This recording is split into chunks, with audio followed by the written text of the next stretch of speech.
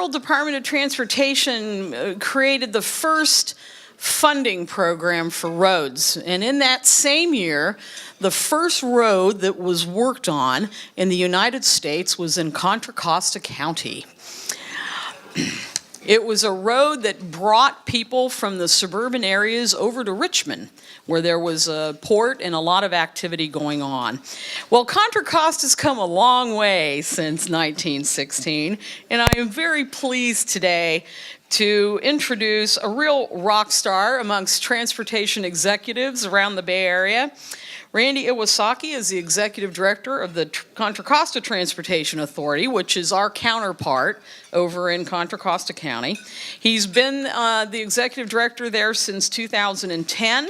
Prior to his appointment there, he was the director of the Department of Transportation statewide for a period. He serves on a number of national transportation panels, past chairman of ITS America, appointed to the National Freight Advisory Committee and served chair there.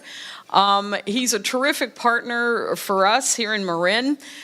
He's come over today to talk a little bit about some of his activity over in Contra Costa, and I think you're going to be very impressed. Randy is the exact fulcrum between thinking big, getting stuff done, and having a great time. So I want to welcome Randy up here, and thank you, Randy.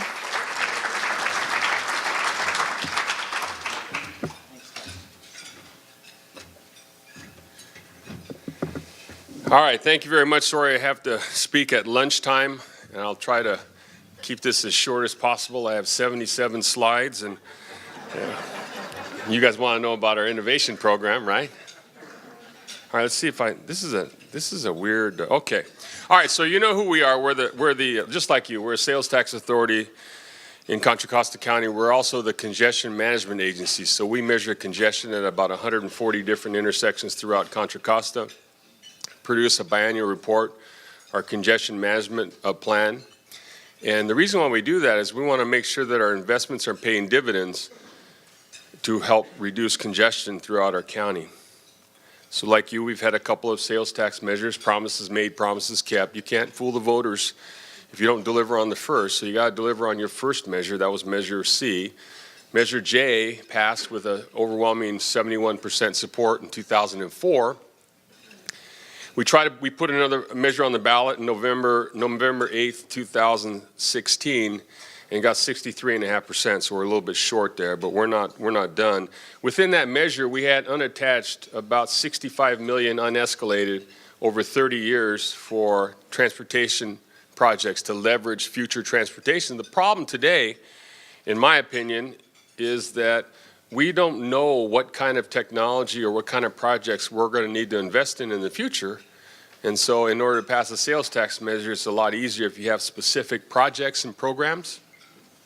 But our board, we're governed by an 11-member board. By the way, in order to innovate, you have to have great teamwork. You have to have a great team at your authority. You also have to have a great teamwork at the board level.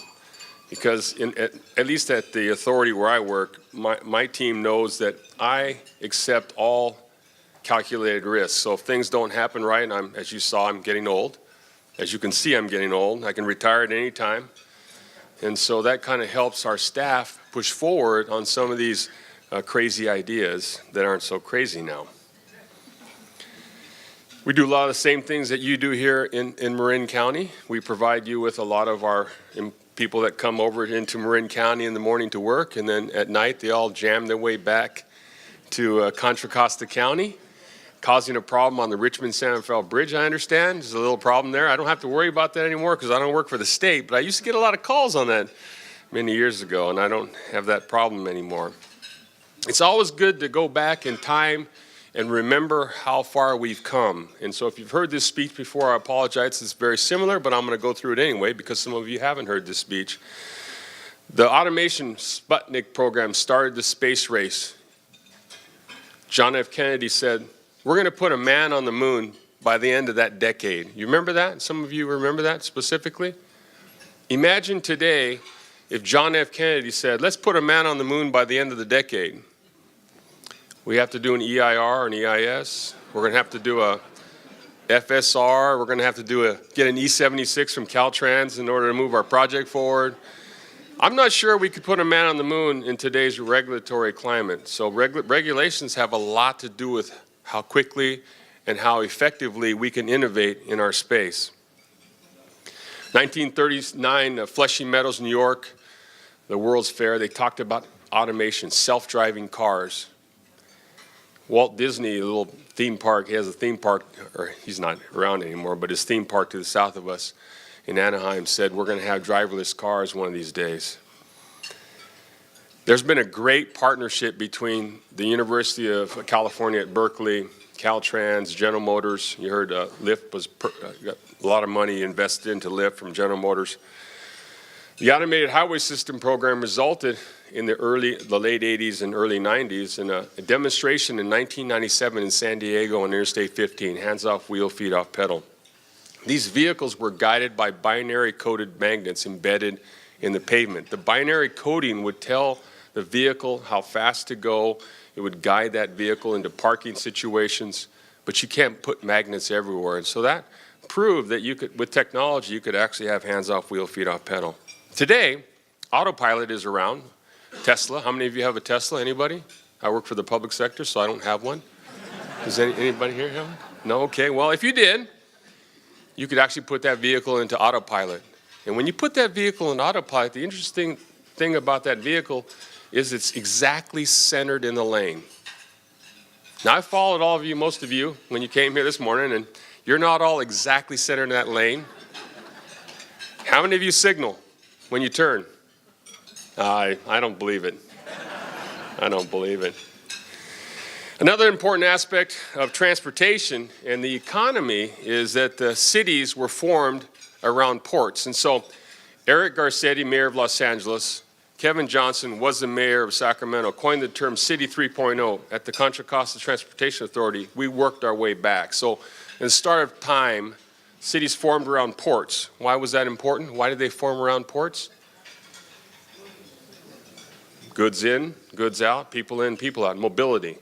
So these cities, New York City, San Francisco, flourished because you had mobility. You get your goods in, goods out, and the resulting economic growth was fantastic.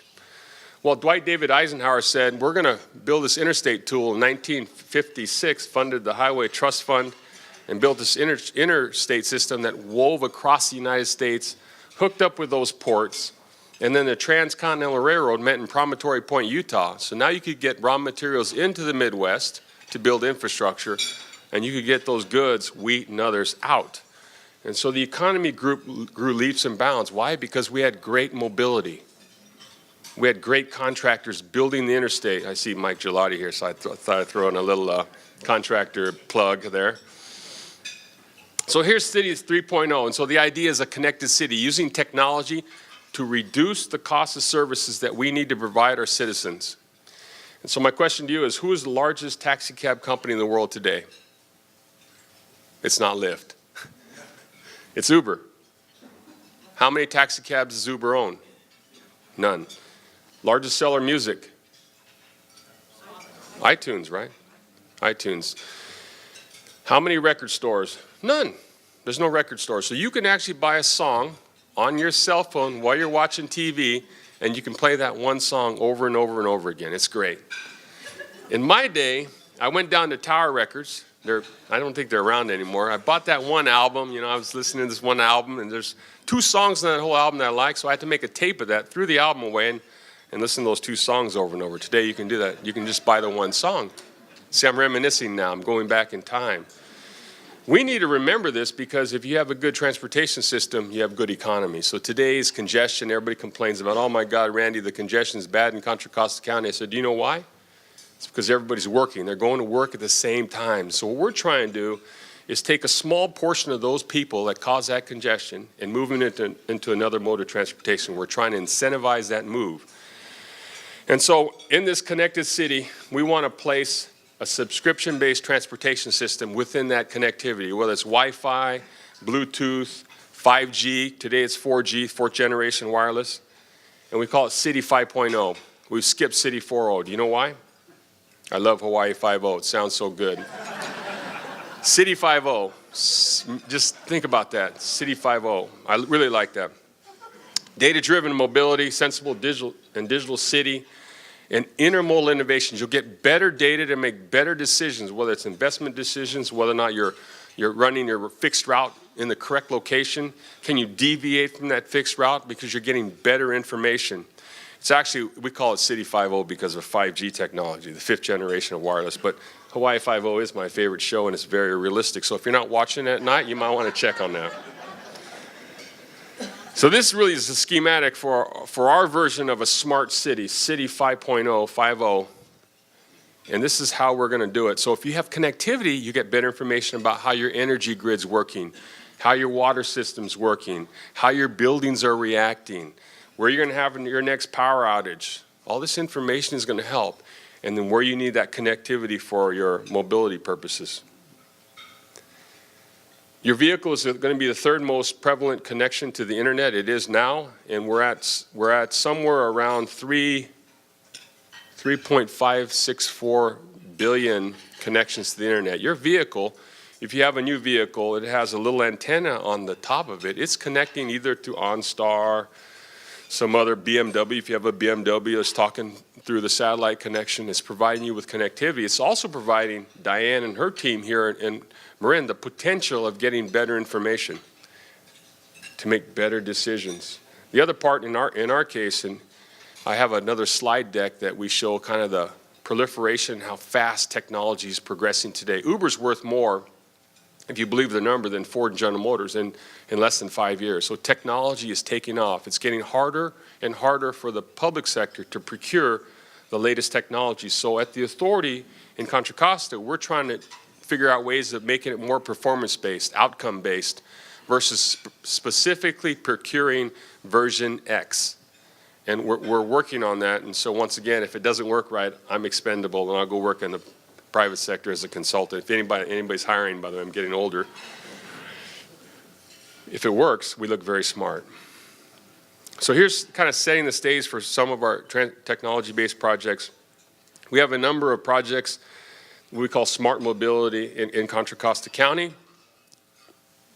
So we have this V2I, vehicle to infrastructure. So the idea is the vehicles of the future will talk to each other, but they also talk to the infrastructure.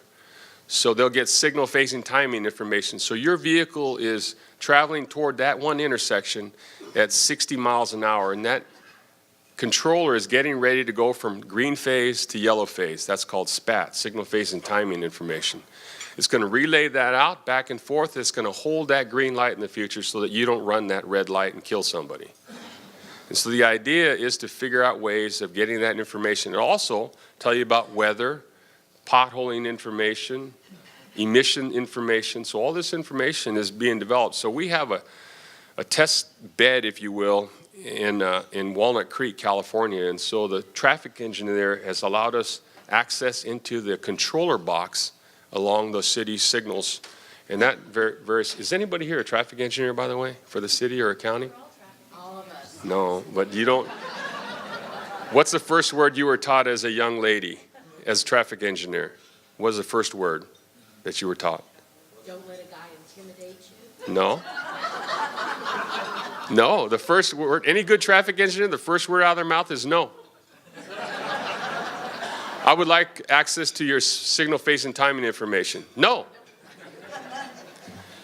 Well, we have a traffic engineer, and we're getting more traffic engineers in Contra Costa County that are allowing us into that controller box. And the idea is to make our transportation system more safe. Your transportation system.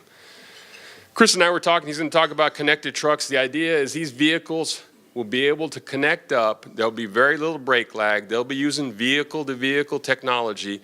When the front brake hits its brake, the second truck within a nanosecond will hit their brakes automatically. So you eliminate that brake lag. You eliminate the lag from the reaction time. So they can follow closer. They get better fuel mileage. Now, Peloton, who isn't here today, wanted me to say a few words about Peloton, so I've just said two. Peloton twice. That's the third time. Their idea is that two vehicles can follow very closely together. The front truck saves about 4.5% in fuel. The rear truck saves about 10%. That can be the difference between a good year and a bad year for trucking. We're about 30,000 truck drivers short, according to the Bureau of Labor Statistics. And we need to figure out ways of moving more goods as the population grows here in the Bay Area. Connected trucks, you'll hear more about that. We built a transportation hub in Contra Costa County at Pacheco. I didn't know where Pacheco was. It's not really it's a city, but it's not really an authorized city. I'm not really sure what you call those non-authorized cities, but it's Pacheco City. It's in Contra Costa. It's right there along by Concord. They have a park and ride lot. I was asked twice by a board member. The first time they asked, I went out to this desolate area, and I thought there's no way we can build a smart transit center here out in the middle of nowhere. So I kind of let it go. Our board chair, Julie Pierce at the time, asked me twice. That's my performance criteria is if you ask me something I don't want to do once and you forget about it, okay, I'm not going to do it. That's good. But if you take the time to ask me twice, so she asked me twice, go out to Pacheco and take a look at this. When are you going to build this transit hub? We all went out and we took a look at it. Today, that transit hub has the ability to, has LED lighting, it has light dimming technology, so when nobody's there, you're not burning those lights at 100%, you're saving money. It's got copper wire theft, it's got cameras, it's got a parking app, and it's got sensors in every parking lot, and it's got electric vehicle charging stations. You can make a reservation for that EV charging station. We're bullish on the electric motor in Contra Costa County. It's going to help us reduce greenhouse gases.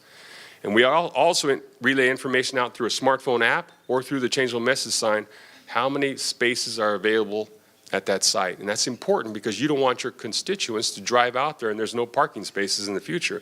We can use technology to relay information, valuable information, so that the traveling public can make better decisions. And that's what we're trying to do. IDTO, it's an integrated dynamic transit operation. It's in a partnership with UC Berkeley and Tri-Delta Transit, one of the transit providers in Contra Costa County. Dynamic dispatching. Hey, I'm getting old. I can't walk as far. I can't walk as fast, and I can't walk to that transit stop, but I want to take the bus. So I use a smartphone application, and I say, I want to be an authorized rider. The dispatch says you're authorized. The bus deviates from its route. It picks me up. And it makes up the route. So the idea is, once again, why are you on a fixed route if you're not picking anybody up? Right? That's right, see? So we're trying to do that. Connection protection. So the idea here is when BART is a little bit late, BART's never late, but when they are late and you have a bus there, the bus takes off on its schedule and BART arrives a little bit late and all you see is the exhaust fumes of the bus leaving. And you're saying that doesn't do me any good. Why? Because 20 minutes later there's the next bus. And so we're trying to protect that connection using technology. And the last piece of it is dynamic ride sharing. We had a conversation with Lyft. We're still having a conversation with Lyft. And we're trying to find a way of providing that first and last mile. And I think we have a solution. And I'll show you that in a couple slides from now. We just procured 4 fully electric buses that are inductively charged. And so the difference between this is a Wave, by the way. Wave technology is the inductive charger. It looks like a 55-gallon oil drum that's dropped into the ground. And this is an OEM base. It's not a retrofit of the inductive charging. So it's the first one in the nation that this electric trolley will center over this inductive charger. And through that big magnet that you see, that's how the forces are charging that battery. And so it'll dwell there for 10 minutes. It'll take off. It'll come back around.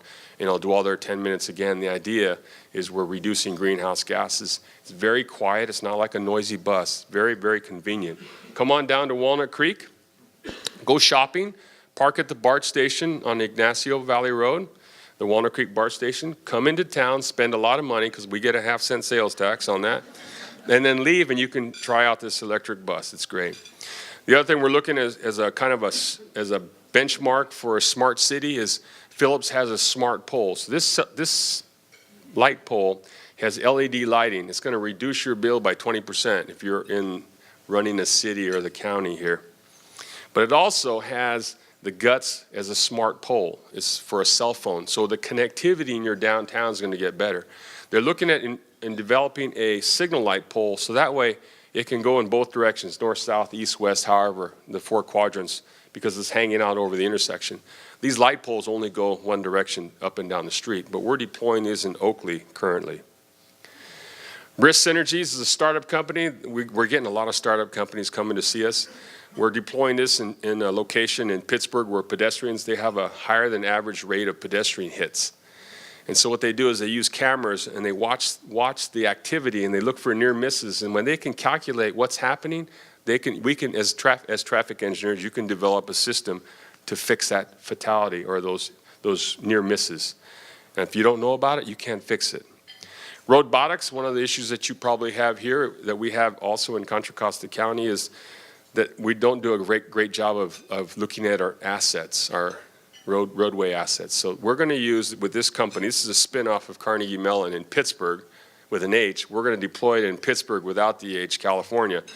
And the idea is to use cell phone technology on cars, whether it's owned by the city or the county, and they'll take inventory as they drive around, and you'll be able to get a pretty good depiction of the condition of your signs, whether or not your signs are being covered by foliage, your roadway condition, your striping. So we're going to start there. So they came to us, and we agreed, and so they're going to actually go into Oakley and Pittsburgh. So we've also developed the largest secure autonomous vehicle test facility in the United States. It's 5,000 acres. I'll show you a slide on that. The reason why it was developed isn't for technology purposes. Assemblymember Bonilla, used to be Supervisor Bonilla, she called me into the lunchroom after a board meeting where we had a very poor speaker. And so she was saying some terse things to me about the quality of the speakers at the board meeting that night. And then there wasn't enough food. And then she said, and by the way, when Concord redevelops the Naval Weapons Station, you need to figure out a way of creating smart jobs. And I said, Supervisor, I agree, it's my responsibility for the speakers, it's my responsibility for dinner, but why is it my job to go help Concord? And so anyway, long story short, we ended up creating this test facility. We're going to make it a permanent facility. The city is working with us now to figure out a way of making a permanent testing facility there in perpetuity, whether it's going to be a tech center in the future or it's going to modify into something else. The idea is to create smart jobs. We don't want all the jobs from the Silicon Valley, just some of them, so that a lot of the people that now commute down to the Silicon Valley or San Francisco can stay in Contra Costa, and that's going to be part and parcel to our congestion relief program. 4 major programs there. Jobs, I'll talk about these 4 areas more specifically. So jobs. So the idea is to create smart jobs. That was the initial endeavor. That's why I got involved about 6 years ago and looked at this facility, and I thought, my God, what a great opportunity for testing. Efficient mobility. So if cars refuse to crash in the future, about 50% of your congestion is caused by non-recurrent issues like the Super Bowl, like World Series or the A's or the Giants, right? So those create congestion. Weather events. But a majority of that 50% is caused by accidents. And so if we can eliminate accidents, your system gets more efficient. Your system gets more efficient. Safety, so the sensors that we used to laugh, you see the beanies on the Google car, they're very large and everybody laughs at those. Well, the sensors in your buttons were part of the AHS program back in the 90s. So those were very large as well. But now if you own a brand new car, there's a little buttons on your bumper. Those are sensors. That's why when somebody taps your bumper, it's $4,000. Why? You're saying, my plastic bumper's not worth $4,000. There's just a little dent there, but all the sensors got misadjusted or they're damaged, so you have to replace all that. And then, as I mentioned, we're bullish on the electric motor in Contra Costa County. So we have done an analysis. So we're changing the way we do our long-range plan. So we're using technology to go out to all 4 corners of our county. We're using social media. We're using our web page. We're using an inverted telephone town hall system where in the old days it used to send out information. So Supervisor Kinsey used to say, hey, this is Supervisor Kinsey. This is what I want to do for you in Marin County. Vote for me, and this message was approved by me. Well, now what we do is we go out and robocall everybody. They call into this town hall, and they ask us questions for over an hour in each of the 4 sub-quadrants. We didn't have to leave our office. But we got more comments this cycle than the previous 25 years combined. And so we're getting better information about what our voters want. And I haven't talked about that, but we are addressing this issue of the digital divide. How do you provide access to people that can't afford a car? How do you provide people that can't afford a cell phone the ability to hail your cab, hail your bus? And so working on different issues. But in our models, we're modeling a different efficiency. Farron Pierce is helping us. They're our consultant. We're not using the normal 2,000 vehicles per lane per hour. We're actually increasing that to 3,300 vehicles per lane per hour. But in order to reduce greenhouse gases, we've modeled that if we can turn our fleet over in Contra Costa County to a 57% zero-emission vehicle fleet, we can reduce our greenhouse gases by 80% by the year 2050. So it's pretty good. We're excited about that. This is the site. It's 5,000 acres. San Francisco is about 7 miles by 7 miles. This is 7 miles by 1.5 miles. So it's about the fifth the size of San Francisco. When you're testing autonomous vehicles, do you want a brand new piece of pavement or do you want a pavement that looks like a normal piece of pavement? Well, I would say that this looks more like America than a brand new piece of pavement, and so this is where we're testing. We can always make this look good, but it's very difficult for a contractor to put down a lousy piece of pavement that's worn out. It's very difficult to stripe an old piece of striping that's barely there. And so this is a test facility, and we're bringing it up. So I have some slides on our partners there. We have tunnels, so when you lose GPS, there's 1,400-foot long tunnels. We have undercrossings, some guarded by guardrails, some not, the center bents. With skid testing, smart parking, and imagine in the future, you and your spouse goes out for a drink, you hail your car, it comes back and gets you. Your parking is going to change because you don't have to open the doors in the future. So BART just recently delayed building a $37 million, 520-space facility on their system. That's $71,000 a space. So if you're building new parking in the future, you might want to think about that investment twice. I'm not saying that it's a good idea to delay it. All I'm saying is that at least our crystal ball shows that if doors don't have to open, you get more cars in there. There's a number of things that are going on with parking that can help you in the future. So Honda's testing not only automated vehicles, their Acura RLX, but they're also testing vehicle to infrastructure. They have a motorcycle, an autonomous motorcycle, and so these will be displayed on March 30th at our Redefining Mobility Summit.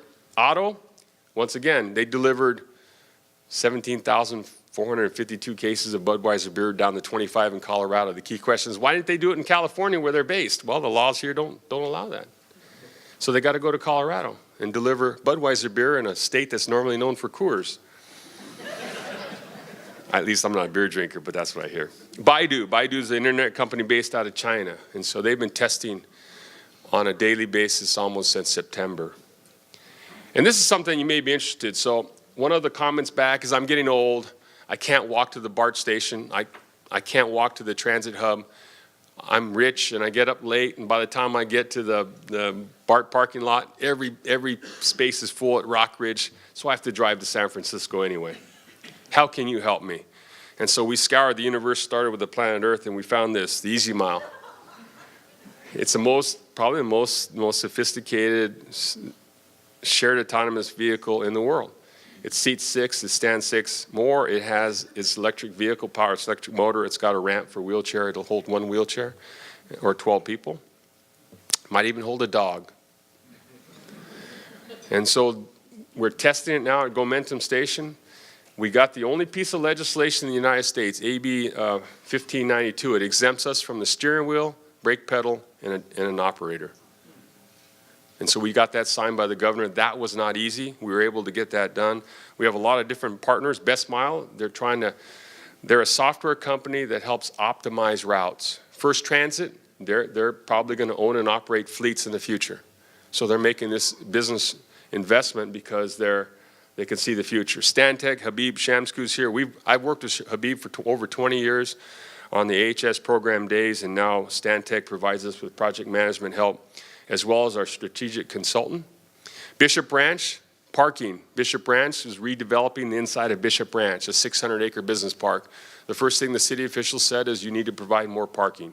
He's saying, why do I have to provide more parking if these autonomous vehicles are coming our way and it's going to require less parking? So he's invested in this technology. Chadi's here. He lives in San Ramon. He lives near the Bishop Ranch. They pay for buses, express buses, to come from both BART stations. He can't get on one of those buses. Why? Because he can't park his vehicle in one of those parking lots in the structures in Bishop Ranch. In the future, he could get on one of these shuttles, and instead of deadheading back, it could be full of, the express buses could be full going back to the BART stations. Bay Area Rapid Transit, parking is a big issue. How do you get their customers there? And then Bay Area Air Quality Management District has invested a lot of money in this pilot project because it's electric motors. And so we've agreed to roll out over 90 of these vehicles. We have a plan for 150 along Interstate 680. So here's our 3-year testing program. And as I said, we're first testing out at Gomentum Station. Then we're going to test out at Business Park parking lot. Then we're going to roll it out on the streets, the 600-acre business park. That's why we needed legislation.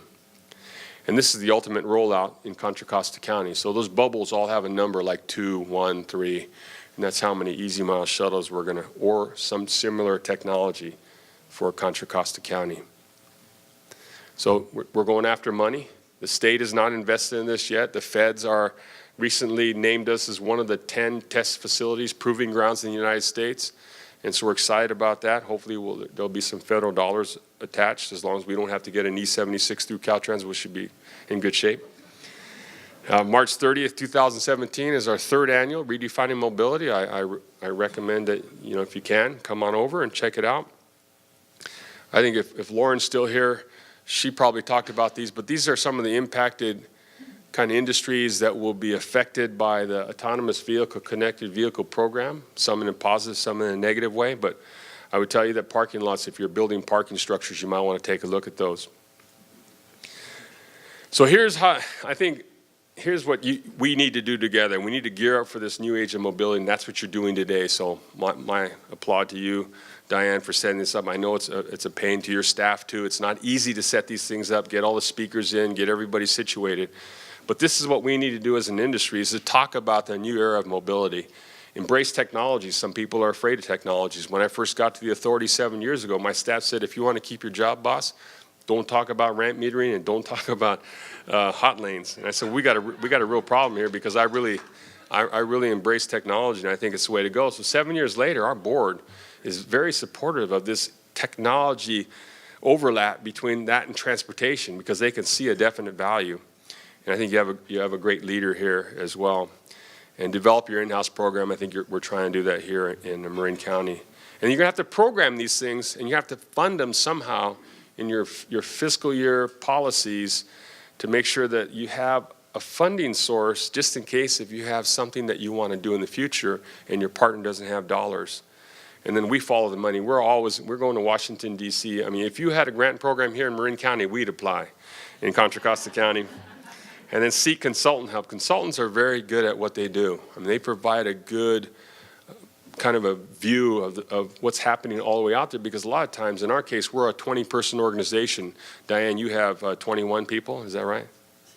11. Oh, okay, so you're a little smaller now, sorry. I guess you're more of a pea shooter-sized organization than we are.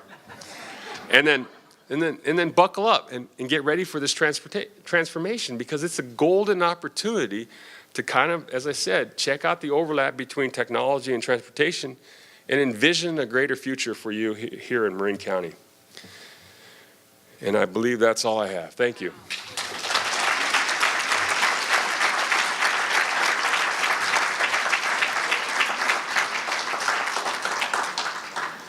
Any questions?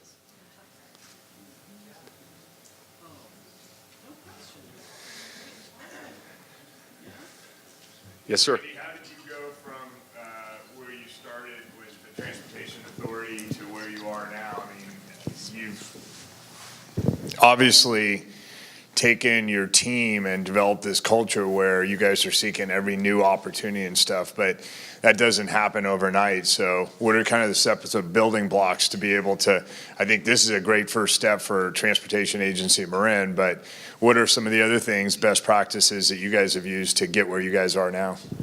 So it's a great question, Mike. So we started with little steps, right? And so in our authority, the calculated risk part is mine. That's mine. So what I ask our team is, you need to make decisions very quickly in our business, and a lot of times we don't do that. And so I live by this 4 rules for making a decision. Will it improve customer service? Will it make us a better partner? Will it make us more efficient? Is it innovative? If it is those 4 things, and you can say yes to those 4 things, then go make the decision, move on with the program. And I back you 100%. I'll back you 100% if they don't meet the 4, but at least have an understanding that it's going to make us less efficient. Then we're going to have to answer that to the board.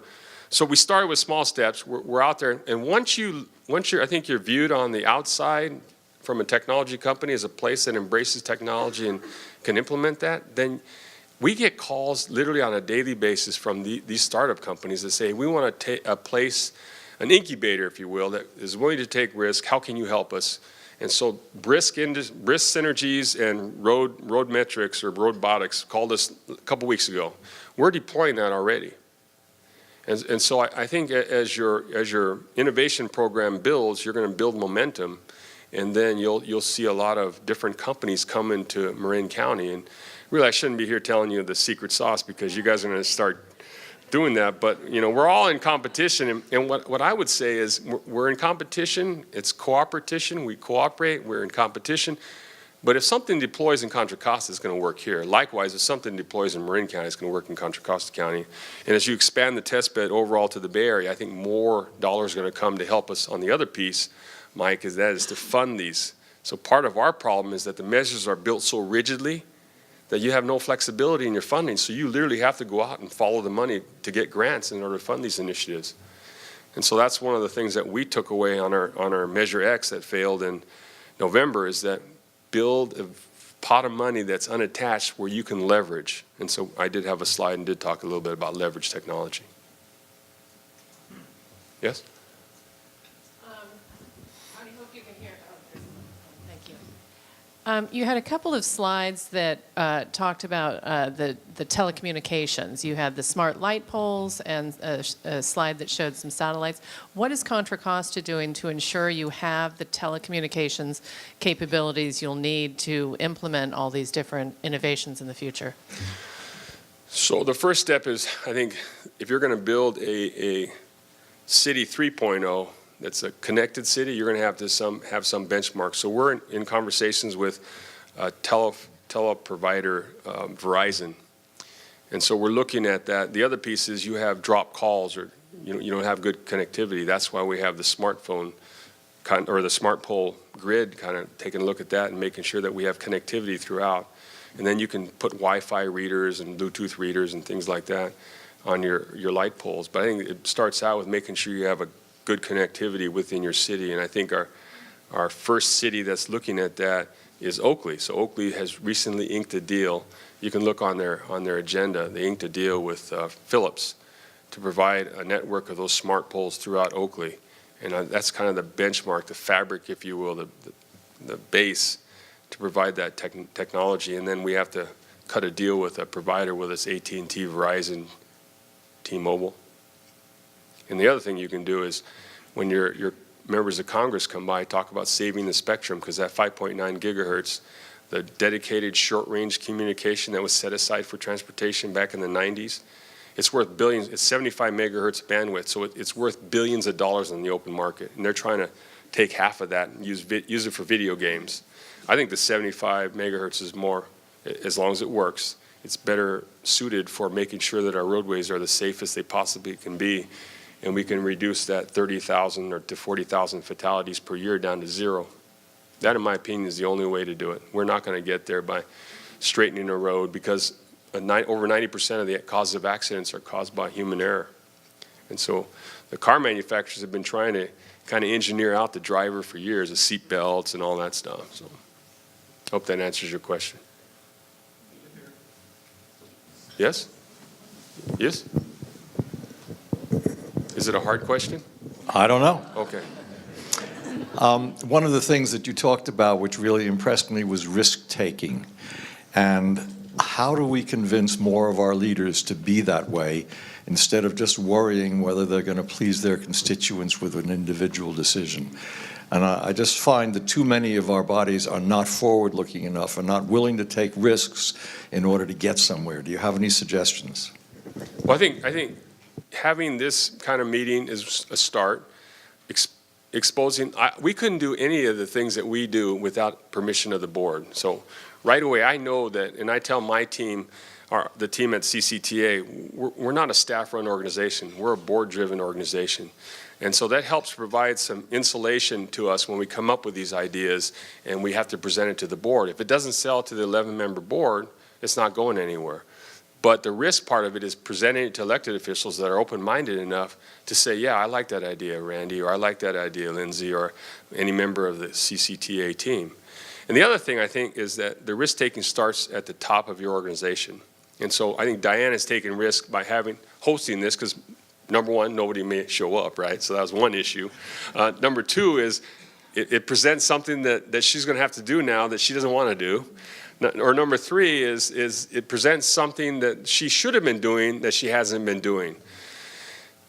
But she's taken risk, right? And so, but I think her board is very supportive. Our board at CCTA, our 11-member board, I love them.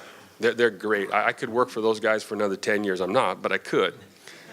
And that, I think it starts out with a combination between the board and your team here at TAM, making sure you guys are all integrated. We don't have offsites and things like that, but we do talk about technology quite often. And then having Diane, people really take a look at their leader. And if their leadership is supportive of risk-taking, they mimic that. If the leader doesn't take any risk, government officials are not paid or compensated to take risks. There's absolutely no upside to risk taking because you're not going to get a bonus. A lot of times the board won't say, hey, great job, Frankie, you did good. I think our board does that. They recognize good work, right? And they reinforce risk-taking in a positive fashion. And then, yeah, this is general. In general, absolutely. In general, that's the way it works. Government officials not paid to take risk, not compensated.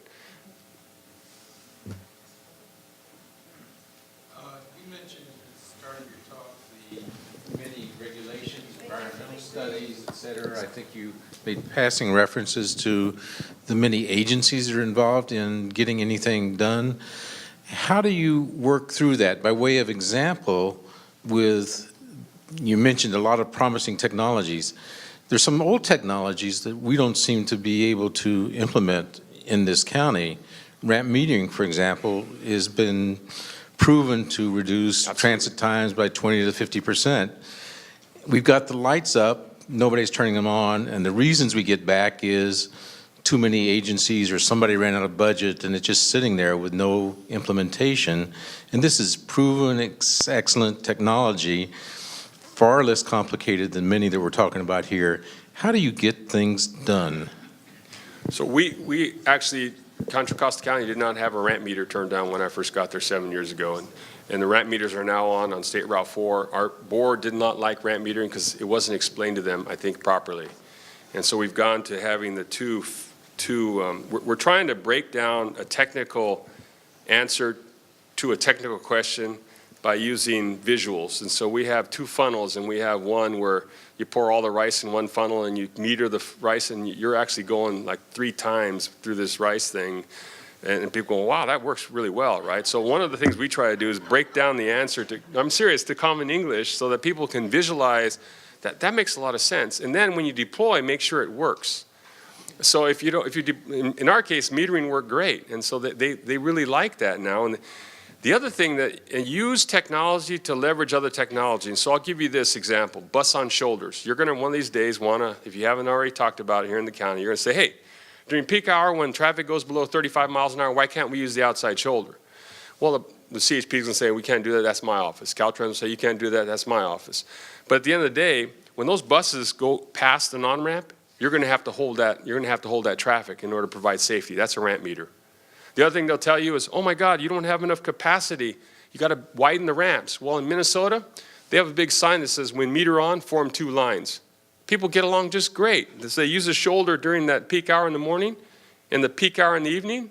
And then, so you don't have to stripe and you don't have to, widen it out 24 more feet to tune of $8 million. So find innovative ways, find ways of talking to the public in plain English, and I think you'll be well served.